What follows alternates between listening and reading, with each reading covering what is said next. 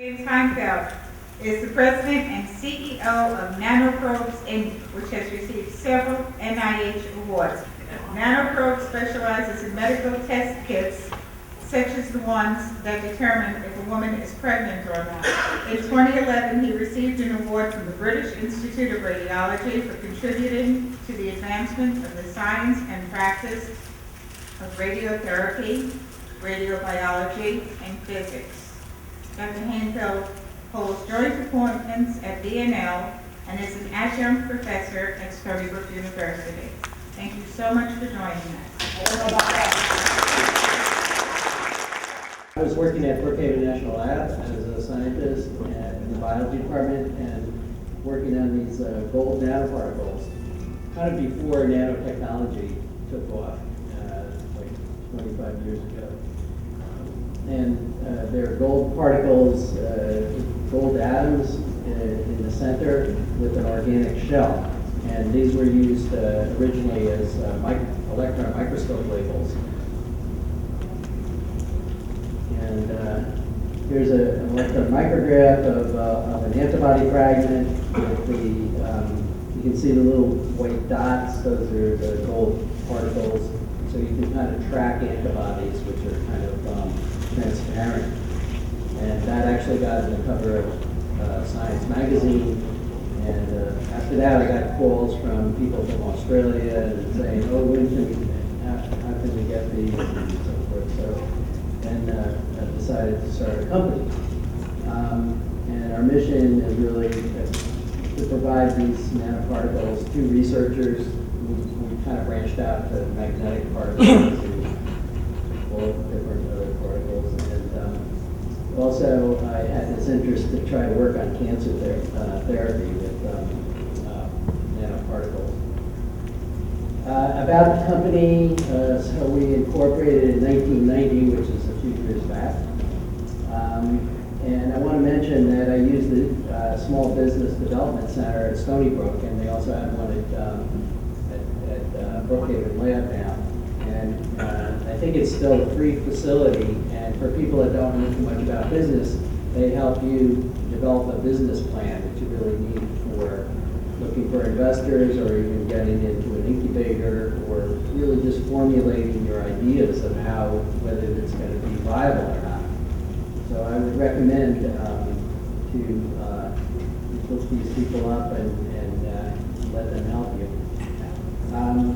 We started in the Center for Biotechnology at the Stony Brook campus, and actually was in the basement of one of the science buildings.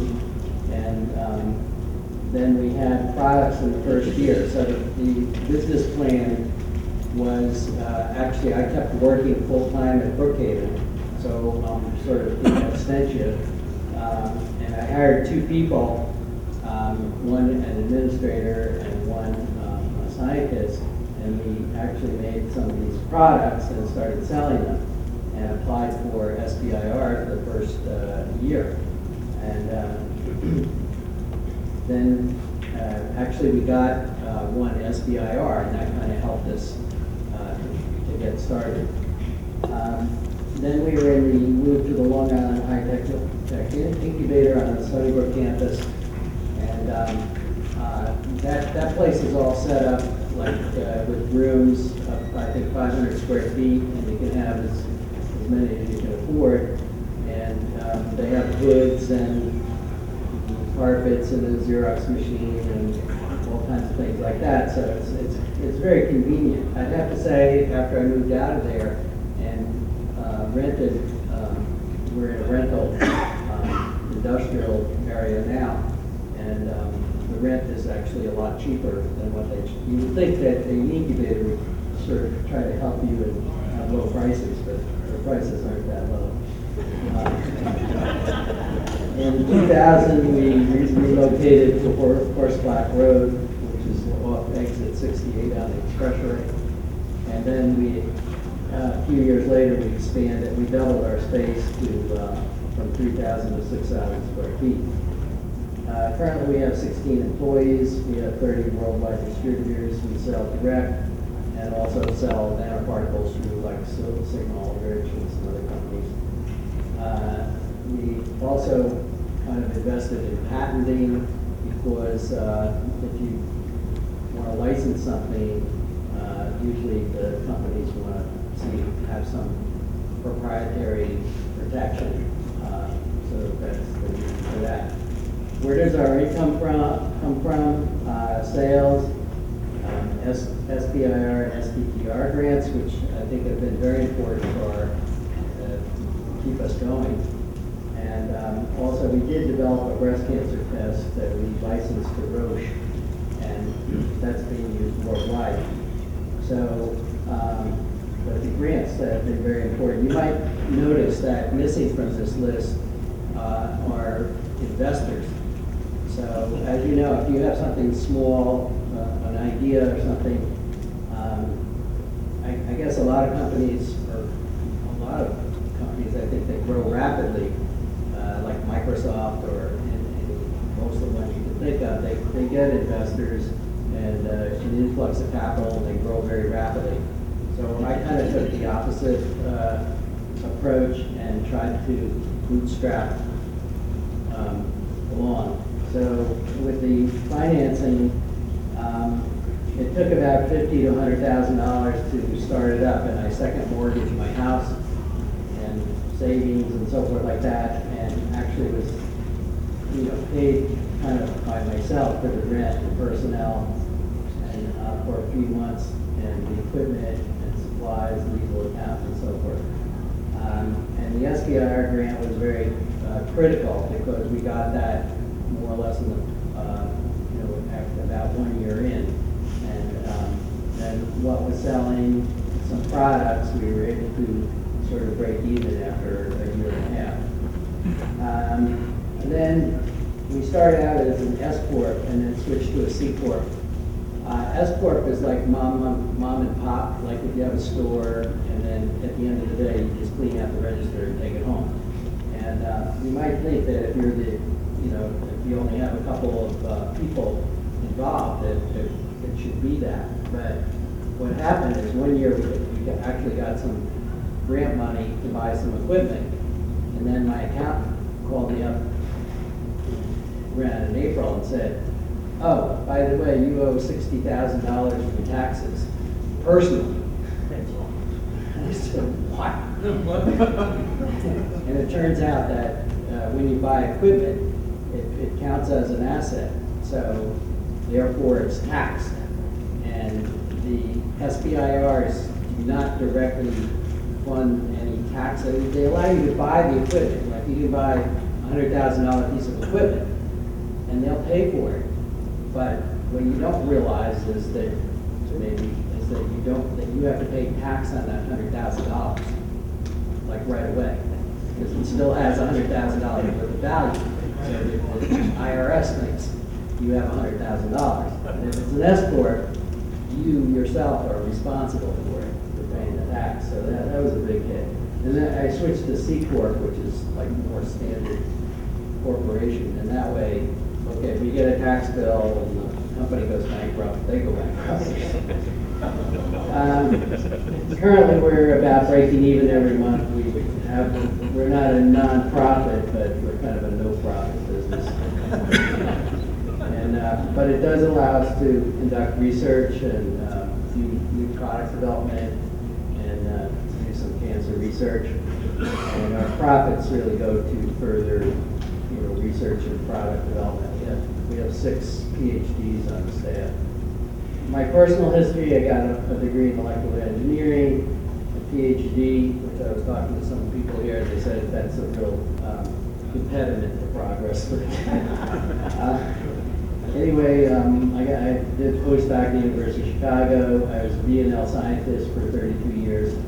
And like I said, partway through that, I started this company with 2 employees.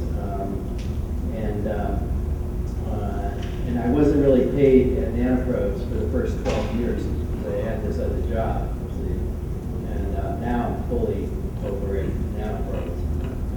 The SBIRs require us to be 51% employed by the company. So as far as our grants, these are the ones that we've received. Of course, we've been in business a little over 20 years. So if you divide this by 20 or something, but, you know, Department of Energy, NCI, mostly NIH ones. We've gotten some SBIRs, some SDPRs, and so forth. Grant writing tips, I would say, right now, this is more NIH, but I have a few comments. The grading is 1 to 10, and they have bullets. They revised their system in the last couple of years, and for each thing, they have strengths and weaknesses, like little bullets that the reviewers, and I'm also a reviewer, so I've seen a lot of grants, but the one major thing they vote on is impact. So if you don't have something that impresses them as impacting whatever, health or whatever, it's NSF, I mean, that, you have to stress that. And they have 5 subpoints. Significance, and for the SBIR, you need a product, or STPR. So that's usually justifiable. Innovation, it has to be novel. This one I hate. I don't know why. I wish NIH would revise this, because I've had grants where you say, okay, I'm going to use gold nanoparticles to treat cancer, and in a particular way. And you think it's very kind of novel. And I got review comments back, because the reviewers have to put in strengths and weakness. So when they come to weakness, they said, oh, many other people are working with gold nanoparticles. And as soon as you get a negative comment, your grant's pretty much shot down. You won't get it, because they don't fund that many right now. Sad to say, it's like 8 to 12% or something like that of the applications.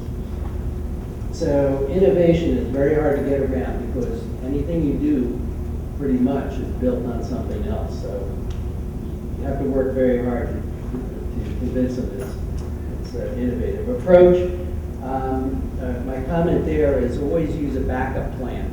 Like say, I'm going to do it this way, and, you know, I'm going to do this experiment, and that's going to give me my result. They always want to see, like, what if that doesn't work? So then you should always put in, okay, plan B, if that doesn't work, I'll do this. Then they judge the personnel, like are you qualified, and the facilities, you have the facilities.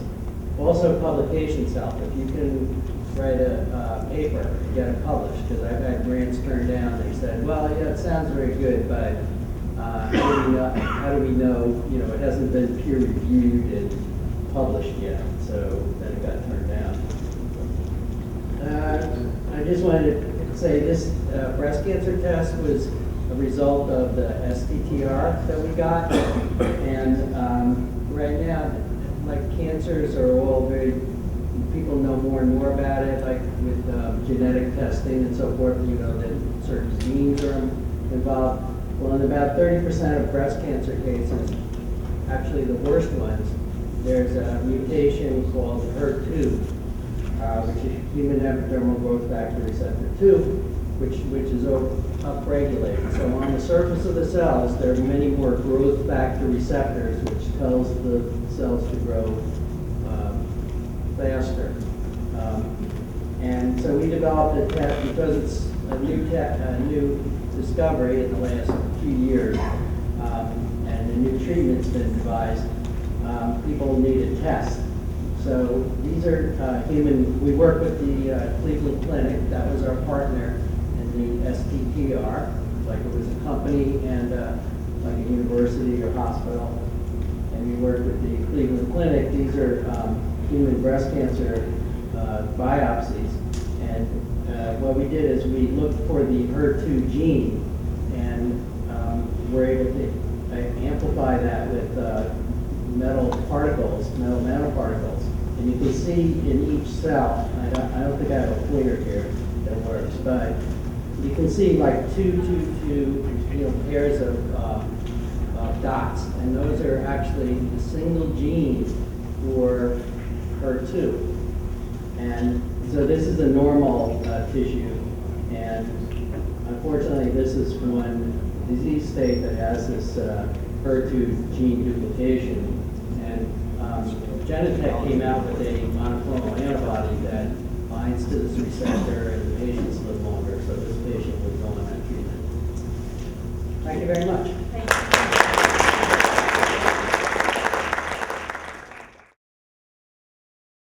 Our next speaker is Dr. Crovell Ostick.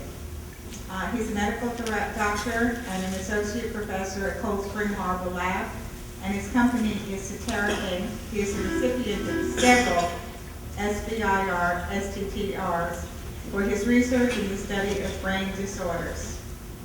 Dr. Ostick? Great, thank you for inviting me.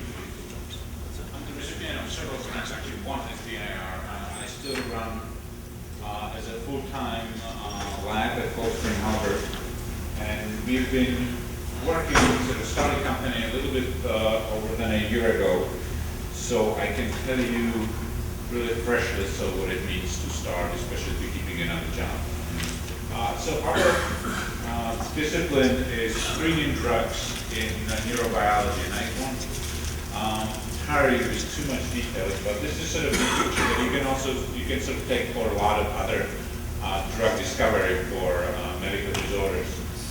You start with a lot of publications that are in a lot of literature, and there are many hypotheses. Out of this, you can make drugs targeting different molecules and proteins, and that's the druggable versus non-druggable targets. And there's a lot of really good in vitro assays that give you the KDs and that give you some toxicity and that give you a sort of profile with a drug that you can go into an animal model. And many other animal models are used both for psychiatric disorders and neurodegenerative disorders. And so it's been used for the last 2-3 decades, and the output of new drugs is essentially close to zero. So currently the consensus is that the animal models don't work, which could be true, but we don't have anything really different. So our idea was, well, what is it that the models are actually doing? And in this case, and it's again similar for other animal models, we're asking a lot of the animal. The animal has to have and model the mechanism of the disorder, which we often don't know in the human, so that's the first difficult step. It has to do the manifestation of the disorder, which in mental disorders is difficult. And then it has its predictive validity. It has to show that the drug that's known to treat people and that's on the market also works in the animal. And in a way, that's really the only important part, is to know that if you have your drug, you have to have some kind of an assay that will give you some kind of a predictive validity. So improve your chances when the company is making the bet of going into clinical trials and deciding that it wants to spend somewhere between $100 and more million. So our assay is not using any of the animal models of behaviors or diseases. We just take an animal that's a reporter mouse, and that lights up cells when animal has an activity or when it's treated with a drug. So in very few slides, the animal can be asked to do a social task, meet another animal, and that gives us a pattern of brain activation. And we have a lot of assays, or high-throughput assays, that can map this pattern, and we get what we call a fingerprint for what it is to be social. Animal can use an exploration of a novel object, and we get a different pattern. Animal can be treated with a drug, and we get a different pattern, and so on. So the pipeline itself is complicated, and I'm not going to go into the detail. The one point for the people sort of thinking about, I want to do something to make money or start a business, we didn't really take too many original ideas that weren't out there. What we did was to combine a lot of ideas that were out there but done badly. We made them to be automated, made them to be really high throughput, made them to assays to be highly standardized. In the end, if you can't see it there, but our values from these assays have statistical values 10 to the minus 15, 10 to the minus 10s with all the corrections. So for biology, it converts the brain into really a computer-like readout of patterns. And then we can have different patterns for different behaviors or different patterns for different drugs. So this is an example of antipsychotics. where from the left to the right, it's these sort of old ones that are really the haloperidol is sort of dealing with the psychotic part of schizophrenia, and the new ones that have additional indications in more cognition and dealing with the negative parts, negative symptoms of schizophrenia. And you can see that as you go to the new one, we're detecting more and more brain regions, and these sort of corresponds in the mouse brain to the regions of the prefrontal cortex, and that you would expect have the meaning that has a correlation to the effect in the human brain. Now, that's still interpreting the mouse brain as an, oh, what does the mouse brain do compared to what does the human brain do? So this is, so that's may be not really necessary, and this is the part, or this is the basis of the FDIR grant, of the SBIR grant. And we essentially said, wrote it to NIMH, and went to the website and said, you list 60 mental health medications for depression, schizophrenia, anxiety, all kinds of other disorders. We're going to take these 60 medications, screen them with our assay, and make in a database, make a template database that will tell us all the signatures for these drugs. And we had preliminary data that we can show that we can differentiate closely related drugs. And you say, then the next time when you come with a new drug that you never know, never used before, you have some preclinical, some sort of in vitro data for it, we can tell you where exactly it hits compared to the other drugs. We're going to link these patterns in the mouse brain to the indications and side effects that the drugs have in the clinics, and we no longer have to rely on where exactly it is in the mouse brain with respect to some anthropomorphic interpretation of the brain. So it's now in a correlation matrix, XYZ space, where we sort of put all these data.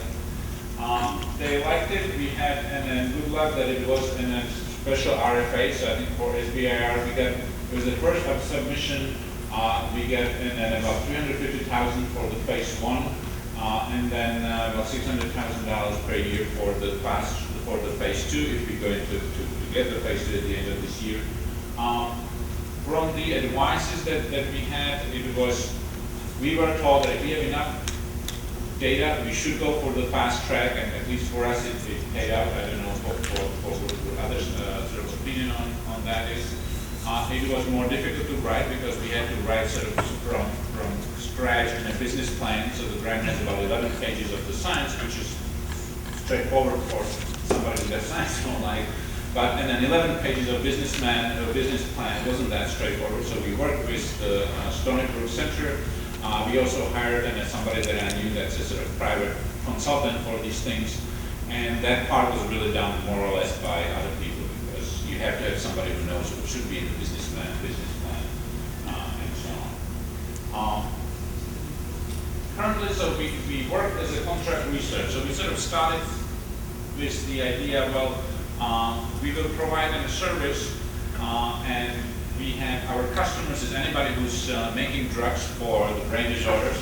And if we can show that we are successful, our customer is anybody who's making drugs, because if you're making drugs for your heart or your cancer or stomach, you also want to know if the drug has any side effects with respect to the brain or any effect with respect to the brain.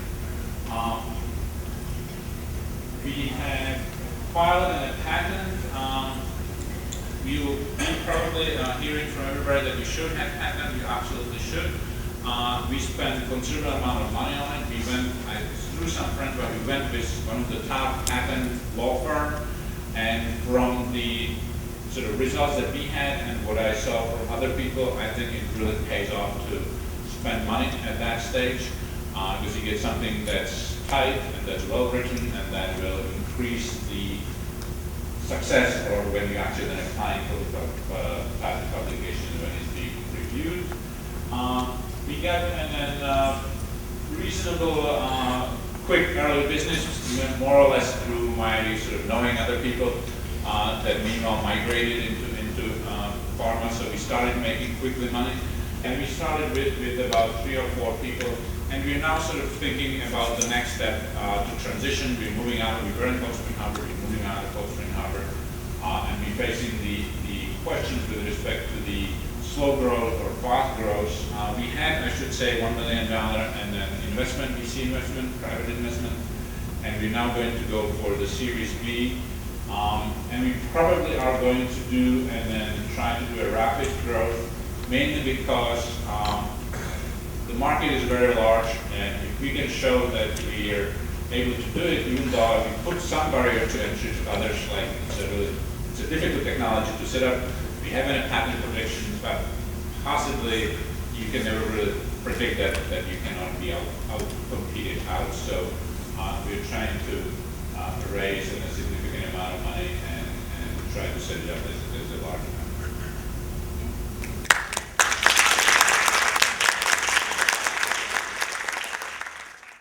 Dr. Brook is the CEO of Mesospire Technologies, which manufactures high-temperature sensors and antennas and structurally integrated wiring for aerospace, energy, and military markets.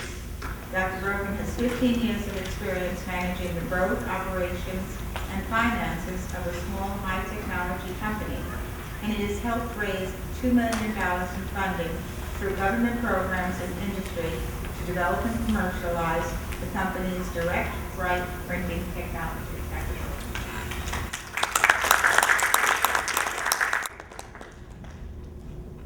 Thank you. Okay, I don't want to talk a lot of it about myself and my company. I'm really here to help you and provide some of our lessons learned. But I want to talk a little bit about our company because it kind of sets the stage of why we chose to go after SPR funding, some of the successes, and I'll talk a little bit about some failures too. So our company was founded in 2002. We were a spin-off company from Stony Brook University. We licensed 4 patents. You know, Donna Tumelo is here, sitting in the front, so we negotiated those licenses with Stony Brook. And we are a printing company. We print sensors and electronics and antennas onto structures, so you can think of it as a 3D digital printing process. We have a facility in St. James. We used to be at the incubator. We're now over in the old Jarragon facility, and we've set up manufacturing operations in California. So our process is based upon thermal spray. What we do, you can kind of see in that picture, it's like a 3D industrial size scale printer. We can print any kind of material that melts. So if we want to print a sensor on a part, we want to print an antenna on a UAV, we can do that. And the benefit with our process is the ability to withstand very high temperatures. So we run after energy markets, power plants, and industrial gas turbines, and jet engines, where it's a crazy high temperature environment, very difficult for things to survive. But we've developed sensors that can withstand these environments. So direct write, what that means is that with traditional electronics, you make circuits on stiff parts. You're limited to materials because you essentially are etching copper. What we can do is print material onto 3D shapes, and you can print whatever you want. So it's an additive manufacturing process. And it gives you a lot more capabilities to make multifunctional structures and to make smart components. And it's really a platform technology, which is why we went after SBIR funding, because we can apply for different grants and contracts ranging across the board from solid oxide fuel cells, power plant applications, to military, etc. So it made sense. So our products were developed with SBIR funding. And these are just a few examples. We print sensors onto parts, we can make wiring, heaters, antennas, etc. Our company started with a DOE phase 1 grant. So we had $100,000, gave us 6 months of time, and that's what the ball rolling. We got our phase 2 from DOE, and then we were to generate more proposals, get more awards. And so the idea is really for health management of structures. Putting a sensor, having it structurally integrated onto a part, being able to monitor that part so you can use it for its health assessment, and ideally predict when that part is going to fail, if it's going to go, something catastrophic is going to happen, and so you can do something about that ahead of time. So there's a lot of interest from the Air Force, there's a lot of interest from Department of Energy, etc., to put these into gas turbine engines and power plants for proactive maintenance.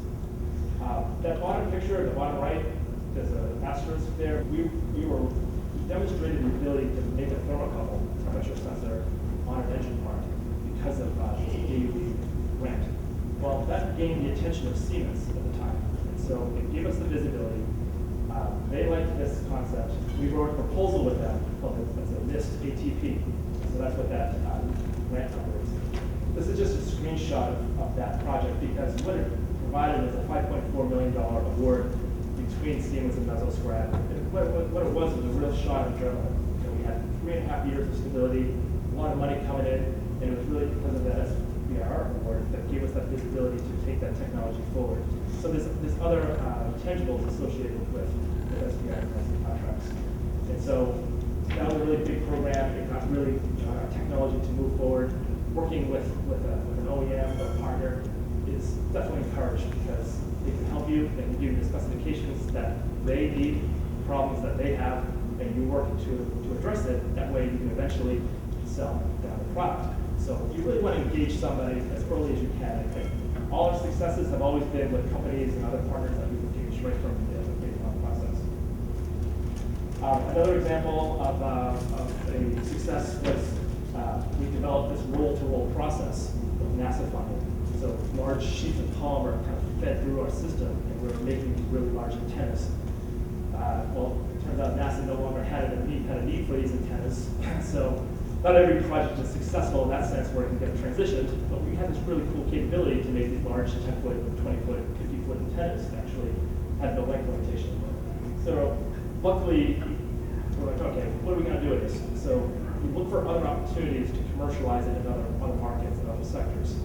So we were successful in transitioning that roll-to-roll process and making a product for an aerospace customer. And so right from just initially showing feasibility, we went through a very fast process of feasibility, demonstration, going through those different hurdles and getting it onto the airplane in 3 years. So we've been down selected as a contractor to do that. We set up production in California. We had to have an FAA-approved process, quality management system. So all these new things of having a business and having it kicked in very quickly. So, which is what the SBIR funding is all about, is being able to develop a product, commercialize it, and make money. So this is a good example of utilizing SBIR funding to position us to develop a product. So what is our experience with government contracting? We've had now, since the last 10 years or so, about 58 grants and contracts. And that bio, we had, I think, 2 million, it's actually 20 million in there. But so we've had about 28 phase ones, 17 phase twos, mostly Department of Energy and Department of Defense, and a few NASA. So we haven't worked with NSF, we haven't worked with NIH. We've been focusing more on energy and military applications. So why didn't we convert all of those into all those phase ones into a phase two? And ideally, you want 100% success rate, right? The whole idea of getting a phase one is to get a phase two because that's where you have the real money. You have $100,000 to show something, but phase two is where you want to be. That's where you get all the money. So there's different reasons for that. Most of our grants and contracts are contracts. And so I came in later this morning, and Lisa was explaining the difference between the two. There are important differences. So in some cases, the military, they have a problem to solve. Sometimes that problem will change. Initially, the program office may say, we need to solve this, let's get the phase one out there, and then somehow, some way, maybe that acquisition program changed, different things can happen, where they say, okay, we're not going to fund any phase two, so we're just going to take it off the board. So that happens. After doing this for the last 10 or 15 years now, I think we've kind of checked off every single bucket on where things can go wrong, why the phase two still gets funded. So funding cuts, we had programs with military where initially they had funding authorized and obligated, and then because of the sequester and other issues, the money just gets taken off the contract, and that's it. So not always, you don't always have that ability to get to phase two, even if you have a really good proposal. In other cases, where it's simply beat out. So you need to have a really good technical plan and a good commercialization plan. Commercialization plan is more important now than ever. I'll touch upon that, a few lessons learned. But so pretty much checked off all those boxes. So what did our funding do for us? Well, as I mentioned, without getting that first phase one, we would have never had a company that launched the company from that phase one. We had space at the incubator, at the Long Island High Technology Incubator. that allowed us to gradually expand. So initially we had 500 square feet, we got additional awards. The benefit of being an incubator is that allows you to slowly take over more square footage, which is great for us because we didn't want to have 10,000 square feet to take on. It was nice having 500 square feet. Then we could grow as we needed to. And we have that flexibility and life to do that. And so we didn't choose venture capital because we needed time. This is a disruptive technology, and we weren't going to be ready even if we had $50 million pumped into the company to sell a product the next year. We needed time to get this thing vetted within gas turbine engines. It's a very slow process. So VC money wasn't going to work for us. SBR money did, because we can continue to use this money to fuel the development and the growth of the company. So what else did it do? Well, we have 14,000 square feet. We purchased equipment facilities, and a lot of that was used to outfit our lab, so it's very valuable. You may have already heard about this morning. Sorry it's repetitive, but SBR funding is great because you get to retain patent rights. Government will often have a royalty-free license, but you own the patent rights. And you also have 4 years of data rights. So every single contract that you have, you get another 4 years. So phase 1, you get 4 years of data rights. Phase 2, 4 years. And then every phase 3 that you get, in the military, you get phase 3s, you get an additional 4 years. So your data rights can outlive your patent rights, and that can build value for your company. And I've seen lots of cases where these data rights have caused and increased the valuation tremendously of companies who were being acquired. So again, there's no loss of equity. You're not giving away any of your company. You're getting money. It's not a loan, and you don't have to pay it back. So it's really quite a good thing, which is why we went crazy and brought in a lot of money. I was just looking at some statistics. In 2009, we had 16 active programs at once. So we were, but there's also a bad thing because you can build up your company, and when that money shuts off, what are you going to do? You need to make sure you can use that money wisely, develop a product, so that you can actually have a sustainable company, as opposed to simply living off of SBR things, which is not wise. So also, there's no cost share. We've been involved in different programs where you need to work out 20% cost share, even higher in some cases. So there's no cost share. And in our case, we developed our core direct light technology, which wasn't ready at the time we licensed it from Stony Brook. It was nowhere near ready to commercialize. So this allowed us the time to put the money and resources into it, and then develop products from that core technology. And then we could go after OEMs and prime contractors. And a lot of these primes like Boeing and Northrop Grumman, they know who's getting these awards. They go through the list. So they're looking for companies, small companies, who have novel technology, breakthrough technology that they can utilize too. So it gives you the visibility where we've been contacted on numerous occasions and then have had many subcontracting opportunities. So it really kind of develops this critical mass where you kind of move forward. There's a lot of different positives from SBR funding that you just don't think about until you hear some of the stories. And then you can also enable us to receive follow-on funding too. So phase 3s or core funding to help supplement your phase 2. So basically, like once you're selling a product to your end customer, whether it's the Air Force or prime contractor. So just a couple of tips before I kind of sign off here. These are just some. I know I'm being videotaped, so I'm going to. Usually I like to start off with a big disclaimer. So these opinions are mine. They're not of the U.S. government or Stony Brook Small Business Development Center. What I'm telling you is what we have done, how we've been successful. May not always been correct or right, but this is what we've done. But I won't dwell upon those things since this will be videotaped. But you can definitely talk to me afterwards, and we can chat about those things. But anyway, a few tips just to start with. Work with a business development center. Take advantage of these resources because we're having a really good idea. It's not good enough anymore. You really need to think about how you're going to generate a business from it. You need a strategic plan. That's a lot more difficult to get SBR money now. There's more and more emphasis on how you're going to commercialize that product. So the sooner you can think about that. I know you're usually in a phase 1 or in the proposal stage, you're so concerned about demonstrating the technical concept. Commercialization plan is an afterthought.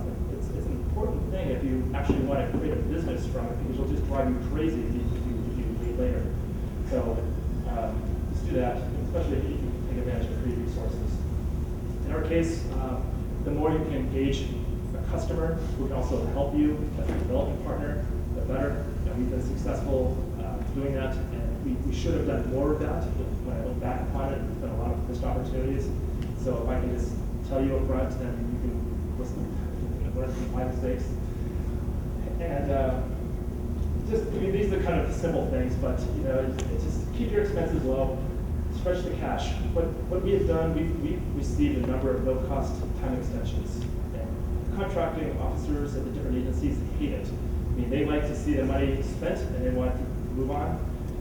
So sometimes it's kind of a hassle to try to get these things executed, but it's helped us, and especially when we've had a lot of programs at once and needed time. We didn't want to spend $6 million in 1 year, a year and a half. I wanted to stretch that out over a couple of years, provide a little bit more stability, longevity. So we pretty much got a no-cost time extension on 80% of our contracts. If you're working with Stony Brook University, if they're a subcontractor to your STTR or an SBIR, go after SPUR. Does anybody know what SPUR is here? By show of hands? That's different than SBIR. SPUR is a New York State program. It's a strategic partnership for industrial resurgence. If you're going to work with Stony Brook or a university, you basically say that you're going to put in $20,000. You use facilities, professor help, grad students. Is cost matching. So we have at least $200,000 in cost matching just to double the size of the students, use the facilities longer, get more time on the microscopes.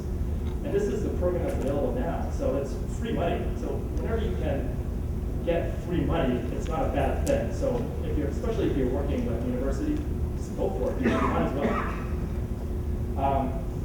And this is where this next bullet I can spend a lot of time on, but I won't. But now that you're going to be a government contractor, it can be overwhelming when you first look at all the FAR clauses and you look at what you're supposed to do, what you're not supposed to do. The one advice I have for you is right away, and even before if you're even thinking about doing government contracting and you have a company set up, make sure your books are correctly set up. Because if you get a phase 2, you need to be able to differentiate between a direct cost, like say buying test tubes as part of the project, or say buy a printer, it's more of a G&A cost, or you need something for the lab and overhead. You want to be able to separate those costs, because the longer you wait, the more trouble you're going to get in. So you might as well just do it right from the start. There's other things that you can relax upon. I won't get into that, but you can't really incorporate a lot of these cookie-cutter plans for a one-person, two-person, three-person company, because you'll be spending all your time on just setting up the infrastructure to apply. So I don't want to dive too much into those details, but you can work with DCMA, DCAA. There's a lot of terms. It's called reasonable. So what's reasonable for them is reasonable for you. It's a gray area. So you can come up with these customized procedures that will work for your company, as opposed to adopting a lot of bureaucracy. So feel free to contact me further on that. So my concluding statement is really that we've had a lot of success with the program. It's helped us tremendously. Our goal now is to commercialize our products that were enabled through SBR grants, but it's a great way to launch a company and to develop your technology. So wish you all success.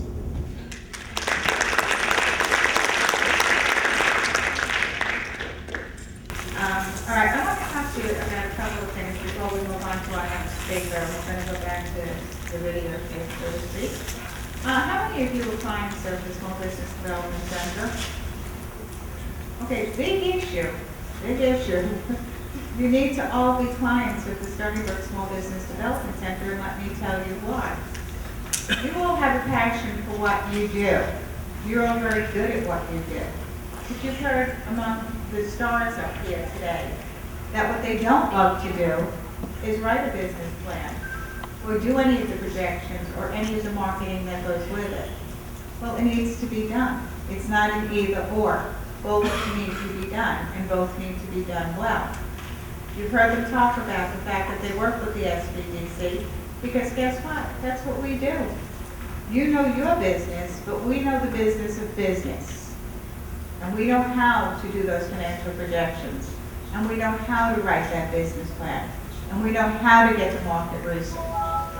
I'm selling something which is really silly because I'm selling something that you don't need to pay for.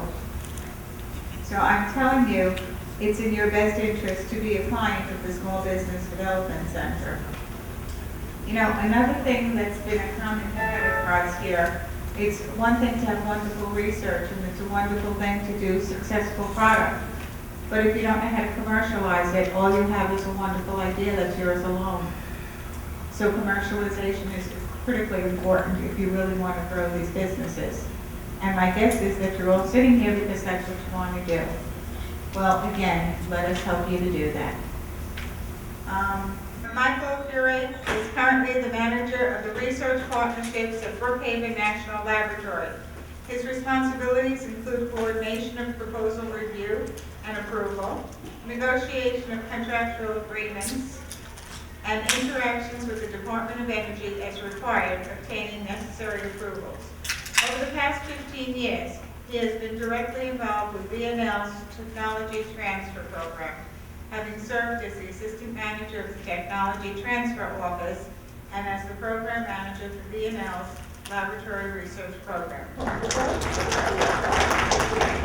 going to be speaking to you about this afternoon is the Department of Energy's SBIR and STTR program.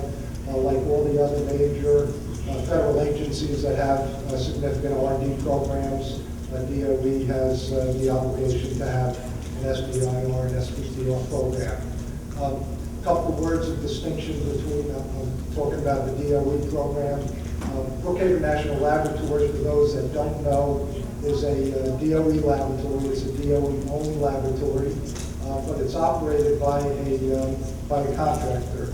I'm not a Fed, and the researchers at the laboratory are not employed by the federal government. We're employed by an organization that was set up as a partnership between Patel Memorial Institute and Stony Brook University, and that partnership is referred to as Brookhaven Science Associates. That partnership was established for the sole purpose of running Brookhaven National Laboratory. So that's kind of the distinction between the lab and DOE. And you really need to do your homework about the agency, and you need to understand the mission of the agency. And in the case of DOE, Department of Energy, of course, they're everything that has to do with energy, whether it's clean or renewable energy technologies. But there's also a significant component of DOE that supports fundamental research in physical sciences.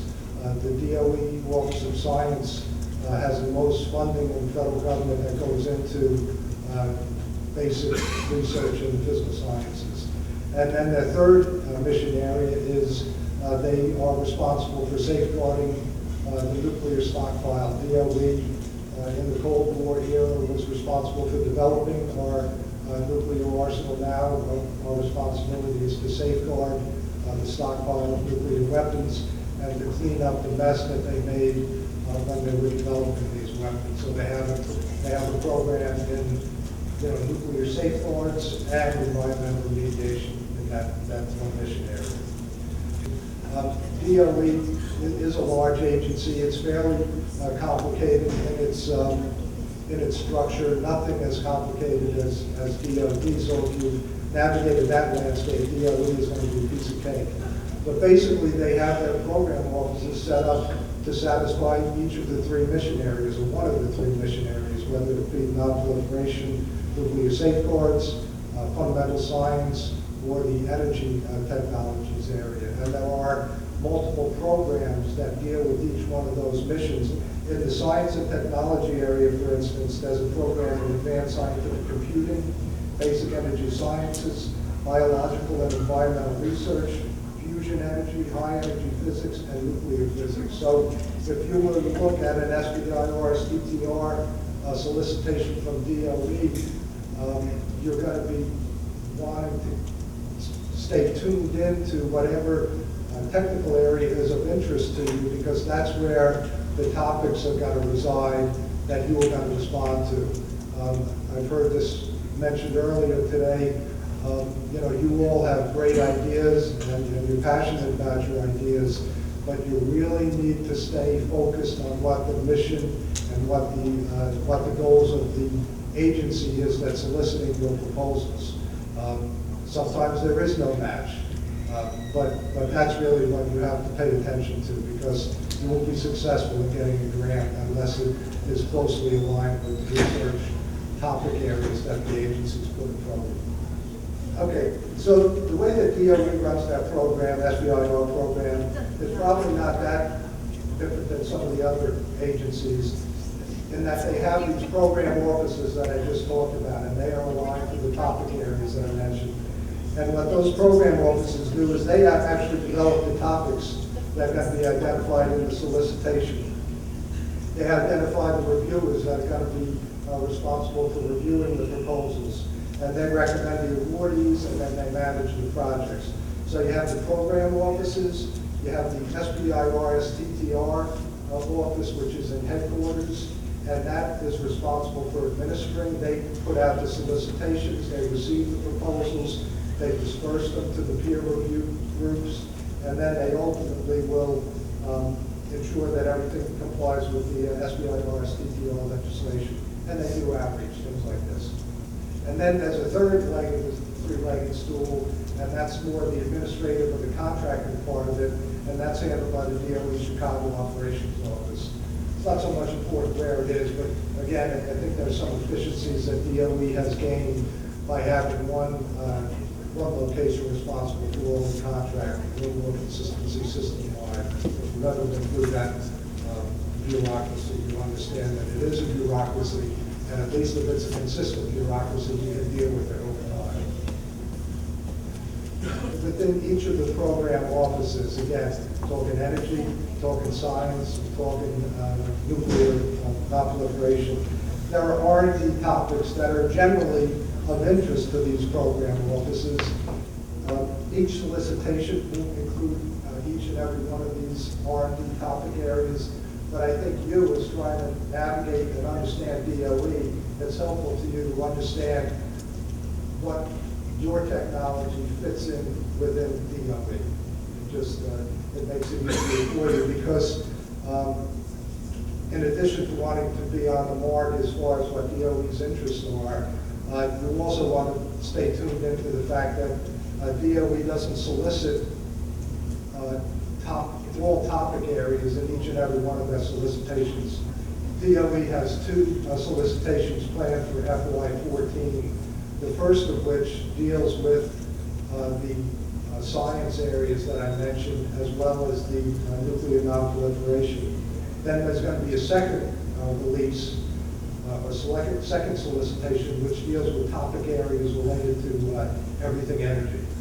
So again, you're not necessarily going to be able to respond to each and every funding opportunity or every solicitation that DOE puts out there, but you want to stay tuned into what their schedule is and when you would be able to respond. I have some timelines up here for you to take a look at also, which we'll be seeing. But I did want to point out a couple of things on the DOE process timeline. The topic areas for a particular solicitation are actually released a month in advance of the solicitation. So you're going to have an opportunity to know what the topic areas are, know if they're well aligned with your interests, and start doing some homework as far as what your proposal will look like. It also gives you an opportunity to touch base with the DOE program manager. If you have a question, for instance, as to whether or not your technology fits within the topic area that is being identified, you can contact the DOE program manager and ask him or her what they think. And that will either encourage you or discourage you from submitting a proposal. Discouragement is part of this process, right? So you'd rather get discouraged early on before you spend the hours and hours and hours that you're going to spend writing these proposals. Even when you're new to the proposal process within SBIR and STTR, discouragement is going to be part of that process as well, because it's unusual for first-time proposals to get funded. There's a learning curve. You heard of others talk about getting strengths and weaknesses feedback from the sponsor agency. That's important as you move forward in submitting subsequent proposals to the same agency or to other agencies. Then generally, there's a 2-month time period allowed for submitting proposals, about 3 months for selection, another month for negotiation. So this is not immediate gratification, right? So you submit a proposal, and then there's going to be 4 or 5 months before you actually get the notice of grant award from the agency, and then you can start working on the project. Then we've also heard about the phase 1, phase 2. DOE has the same scheme in their process. The phase 1 success rate for proposals is quite low. It's in the 15% range.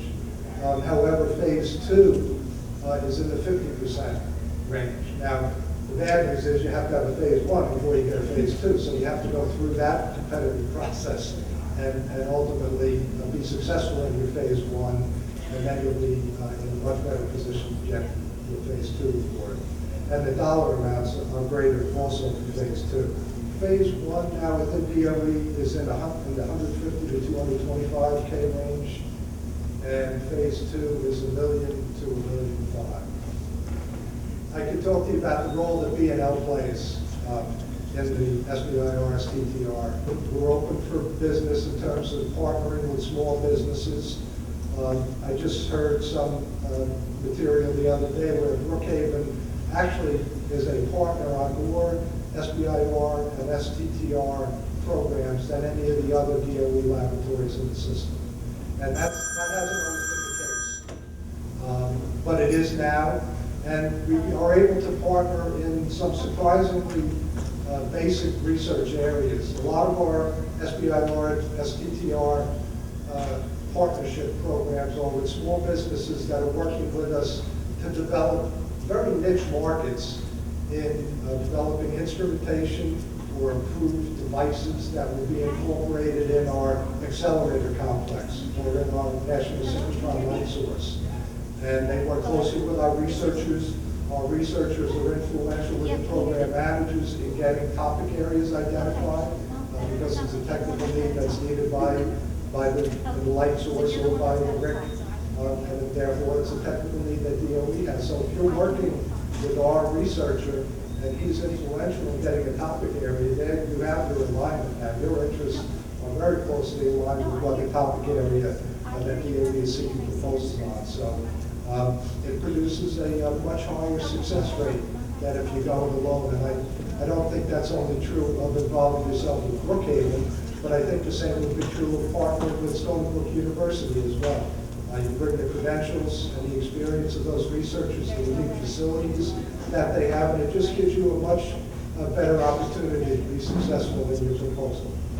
And so then the end of that story is for Brookhaven, when you get your grant award, that you would subcontract a portion of that grant award to the laboratory, and we would partner with you on that project. I see I'm getting hooked here, so thank you very much.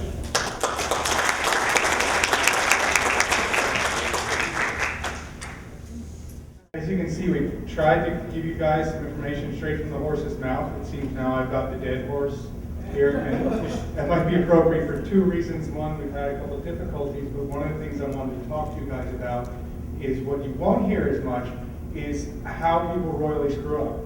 And I can speak about that because I have done it. So I'm a serial entrepreneur. I'm working on my 5th company now. I have a PhD in chemistry, and during that part of my life, I had some grant experience. I worked on academic grants and got some federal government grants and DoD grants, along with collaborators and stuff. Even as a grad student, got a grant from the Japanese government, and then started my entrepreneurial thing, did some consulting, and helped companies or my clients get phase 1 SBIR grants, get phase 2 SBIR grants. A couple of years later, I was doing the first of my companies that was biotech oriented rather than software, and I thought, okay, I know something about SBIR grants. I know something about grants. No, I messed it up pretty good. And I wanted to point out that some of the things that Lisa has mentioned, some of the questions and answers that have gone are excellent. And think of them not as best practice guidelines. Think of them as requirements. It's not like, oh, that's what I should shoot for. No, you do that or it's just not happening. So real quick, I want to stay short because I want you guys to speak to these gentlemen and have your questions answered. But I want to tell you some of the things that I did wrong. People don't tend to talk about those things. And there's three main categories. One is appropriate timing before the application deadline.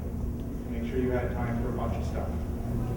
Two, the application itself. And then three, communication with the reviewers, or actually more the program officer for the specific category. So I applied for an NIH, and an NSF. NIH feedback, I got next to nothing. Really not valuable, didn't get it, fine, I know why. NSF gave me really great feedback when I didn't get that. So with the NIH, I had been in the scientific world for a couple of years, had been more in the investment and startup world, and how many of you guys have raised funds for companies? All right, it's a typical slide deck, 10, 12 slides, right? How many slides per product? One, tops. Everyone wants to talk about product until you actually learn what you're doing in fundraising. So I brought that to my SBIR thing and had a lot of technology and a lot of commercialization, and there was this apparent large gap of how that technology really went into the product, what that product really was, how it did its magic. And I was blind to that. Right? Didn't happen because of that, as I found out afterwards. Right? You really need to get all the pieces, the technology, innovation, a lot of things Lisa mentioned, but clearly define what that is, why it's reasonable, what that product is, how it does its magic to actually impact the marketplace. And not just the market opportunity, but how you're actually going to bring them into the market. At least that's what I think. But that's what people talk about consistently. It's what I've heard, and I should know in a couple of months I'll be trying again. Second one, I fixed some things that went wrong the first time. Great. And I learned more about the target audience. I actually was able to find out some of the folks on the review panel through just personal connections. And so could adjust some of the science that was going on. And in this one, I went too science heavy. I thought, okay, maybe I had too much business junk in the first one. So I shifted a little bit towards the science. And in the end, I lost a bunch of people. It was a panel of scientists, and it was clear from the remarks back that one of the scientists, who was in a very related space, had no idea, completely missed the boat on the science. And I realized, okay, I need to think more almost as an investment pitch. It's got to give enough of the technical detail that there's credibility. If I go too far, I'm going to miss it. And anything that's critical has got to be at 5-grade level. You can't miss those points. If you're not putting it out there that it's unmistakable, you cannot possibly miss it, then it's your fault. It was my fault. And so I was prepping the third SBIR application, which, like the slide deck, which I can't show for technical difficulties, was the most glorious and beautiful thing you've ever seen. Don't have slides, because I don't want any of this actually made it permanent in any way, but now I see we're videoing. Beautiful SBIR application. Right? And I engaged with two people, the program person for that particular solicitation subpoint, and then someone who would have a lot of experience both as a reviewer and SBIR applicant, and learned a lot about what I did wrong, improved a lot. I was preparing this thing, and then had things go wrong in the lab on actual company side. And so we just stopped short of that and shut it down. Right? So the main thing I wanted to say is, sorry. One more point. The communication I had with the person representing the group of the SBIR solicitation was invaluable. As soon as they were willing to talk, we started talking. We didn't stop talking until I told them, listen, we got results. We're actually just stopping the whole R&D program, but thank you very much. And it would have made all the difference if I had dropped the email and then picked up the phone the first time. So do that. You can't be shy. And quick before I end, the first thing was I allowed 8 weeks for the first application. That was not enough. I don't know don't know if Lisa, you suggested a time frame or not, but there is a nice little chunk of bureaucracy to actually be able to even apply for it. And getting your DUNS number, registering with CCR, and they still do CCR. Sam, they changed it up recently. CCR is Sam. All right, so there's a solid 6 to 8 weeks of bureaucratic stuff that has nothing to do with your actual application that you need to start early for, where little things can go wrong. And the application itself, depending on what the agency is not always the most straightforward thing. It's not a document you're mailing, it's a web system, and there are nice little quirks associated with that. Start now. There's no such thing as starting too early. There's no such thing as having too much communication.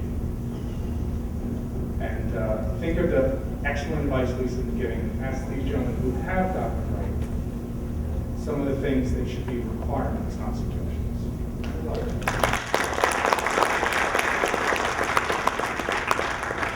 Okay, so questions and answers. Let's go. Raise your hands, please. Before you do all this work, do you do a patent search? So the question was about patent, and should you do patent searches or patent work, and is there any burden of responsibility on the SBIR solicitor side of patent-related things? Well, in our case, we often don't do a lot of patent searches. We do a lot of contracts, and so it might be different for you. So there's a specific requirement out there from Department of Defense or other agencies like NASA. So we'll come up with a solution. It's usually very much tied into our technology, obviously, that we're developing. But it's not a bad idea to do a patent search just so that you understand what's out there, and you should know your competition anyway, because you should include that as part of your commercialization plan to know what your competitive advantage is. So you should know what technologies you're competing with. But we don't do a formal patent search in every single round. We do on some that makes sense for us where we think there's a lot of prior art, but it's not a requirement in our case. Lisa, you addressed that a little bit this morning. I did address it, that James was talking about when he talked about data right. And because he is primarily funded by a contracting agency, what often happens with DoD when they contract with someone to do something is they own the product of that contract, which includes any of the data that you've generated to support the product. And SBIR is the only program that I'm aware of at the federal level where the government doesn't own those rights. And so I just wanted to make sure you understood the difference between patents, which you also own, but this data rights thing, which in the case of a granting agency is not really that relevant, although you own them as well. But in a contracting agency, if DoD contracted with him through a different mechanism, they would own the product of what they funded him to do, including all of the data. But they can't take his data and give it to Boeing. When it was an SBIR. So Boeing has to come to him. And it's those extra years that go on after the SBIR that make it so valuable from a commercialization perspective.